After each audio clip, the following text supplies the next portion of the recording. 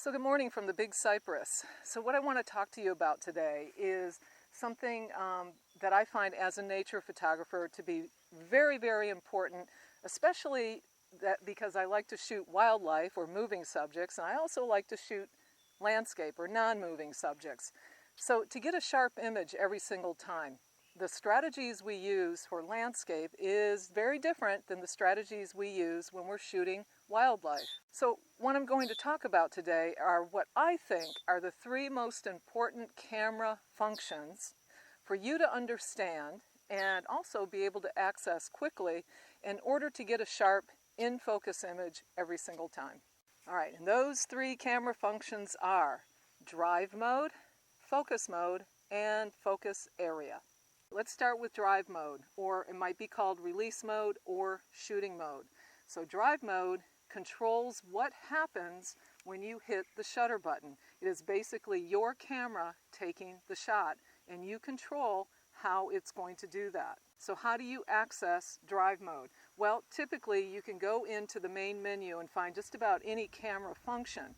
You can also go into the function button, and this is something that you can program. So it's like a smaller version of the main menu, and you can have drive mode also in that menu. But most cameras have a dedicated button for the drive mode, and that's a good thing because that's something that you need to be able to access quickly, especially if you're going from shooting a moving subject to a non-moving subject. So when you go into the drive mode menu, you're going to see a lot of options there, but the two most important and the two most used are going to be single shot and continuous.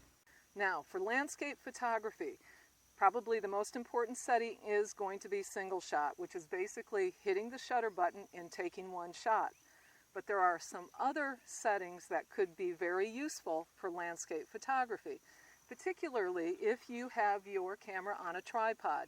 Now, if you use a remote control or a cable release, your camera may have a specific setting for you called remote control in your drive mode. If you don't have that, that's okay. If you have it on single shot and you connect your cable release, it should work just fine. The other setting that is very important if you don't use a remote control is going to be the self timer. So I don't have my cable release with me or a remote control, so if I want to take a shot, I will use the self timer. And most cameras give you more than one option as to how long you want to wait before the camera takes the shot. Now, some other settings that you might like to use for landscape photography are the bracketing settings. And that's basically your camera taking a series of shots based on exposure, and in some cameras they give you a white balance option as well. And last, if you have a camera that is not mirrorless, in other words, your camera has a mirror, you may also have a setting called mirror lockup, and that is also going to be useful for when your camera is on a tripod and you want to get a long exposure and you're trying to avoid camera shake as much as possible. So the last setting is continuous, and that's what's going to be used for your moving subjects, your wildlife. So basically you hold down the shutter button and the camera will continue to take shots. You can adjust the rate at which it does that as well. So the next function that's very important is focus mode, which is basically how your camera focuses when you hit the shutter button. You can think of focus as being automatic, or manual. If it's automatic focus we're talking about, your camera is either going to lock on to a non-moving subject or it's going to continuously refocus on a moving subject. Now, how do you access focus mode? First of all, you can go into the main menu. You can also go into the function menu as well. Either one of those you should be able to access focus mode menu. However, I highly recommend that if your camera does not have a dedicated button or lever or dial for focus mode, that you make one. You can customize a button most of the time on a camera, and I highly recommend that focus mode be one of your custom buttons.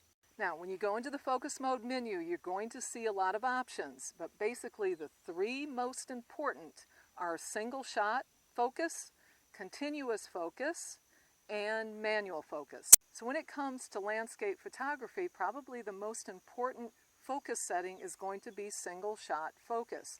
That's basically half depressing the shutter button and your camera's going to lock on focus before you take that shot. The other setting that can be very useful in landscape, especially if you're working with low light, like nighttime photography, also macro photography would be a good reason to use manual focus. That's you adjusting the focus with your lens. Now, there are some other settings here that you may or may not find useful. One of them is called DMF, or Direct Manual Focus. That's basically a cross between manual and auto. So if I have it in DMF setting, I can autofocus, I can lock on, and then I can take my lens and I can tweak the focus. And with the newer cameras that have the live view, it will zoom in and I can actually see the focus on a specific object and really make sure that I'm getting that sharpness that I need. The last setting is what I call automatic.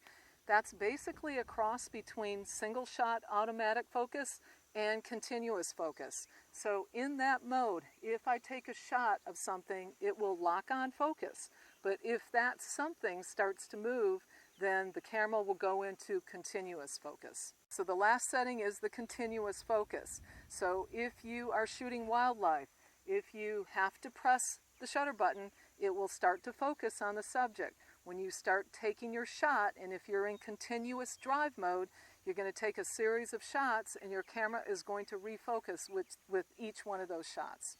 The final important function of your camera is focus area. So where focus mode is how your camera focuses, focus area is where your camera is going to focus. So with focus area mode, think of it this way.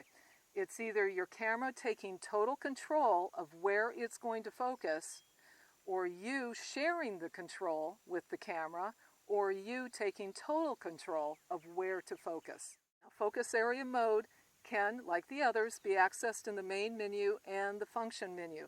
But again, I highly recommend if you can make a dedicated button or customized button for focus area to do that.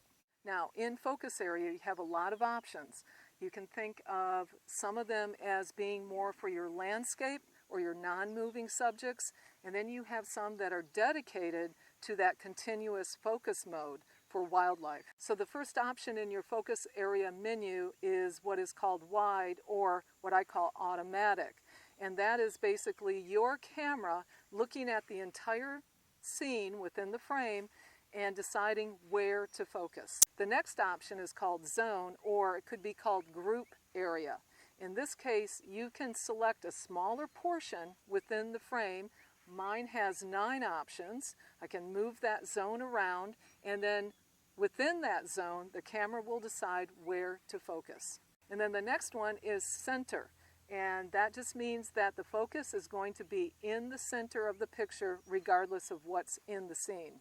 So you can think of those three as being really automatic or semi-automatic in the case of zone or group area. And those are really the settings that you would want to use for non-moving subjects. Now, the other option that's great for non-moving subjects or landscape is flexible spot or single point focus. In this case, you're going to decide where in the frame to focus on something specific. And that can really vary from camera to camera. Some cameras have a lot more focus points than other cameras. Some cameras allow focus just about anywhere within the frame. Some are more confined to a smaller area. Some cameras allow you to adjust the size of the focus point. And then lastly, some focus points are more sensitive than other focus points. I guess there's one more thing about that with flexible spot is that some cameras allow a touch screen where you can actually touch the screen and move the focus point around. Now, there are 2 settings that are for continuous focus mode. That's your wildlife and moving subject photography. The first one is called dynamic area or flexible spot. So what this one does is it allows you to decide where the spot focus is going to be. And as you are in continuous focus mode, what's going to happen is the camera is going to analyze the area around that spot, and it's going to decide, based on what it's analyzing, where to focus. The other one is probably the most used for wildlife, and that is the autofocus tracking or tracking lock-on. So when you are in that mode, your camera is going to focus on the subject where you want it to focus, and then it's going to lock on, and it's going to stay with that subject as it moves across the frame. And as you are shooting, your camera is going to keep that subject in focus every single time. Let me just summarize by telling you what I use in the field. And there's basically 3 different situations, mostly for me.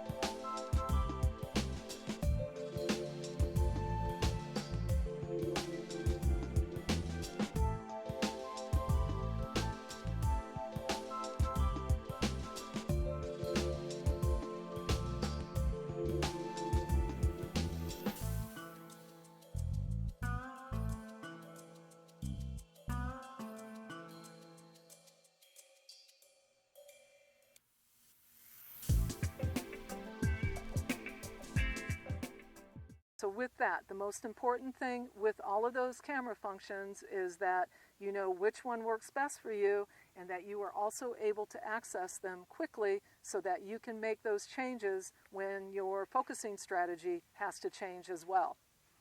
So thanks for looking on. I'll see you next time.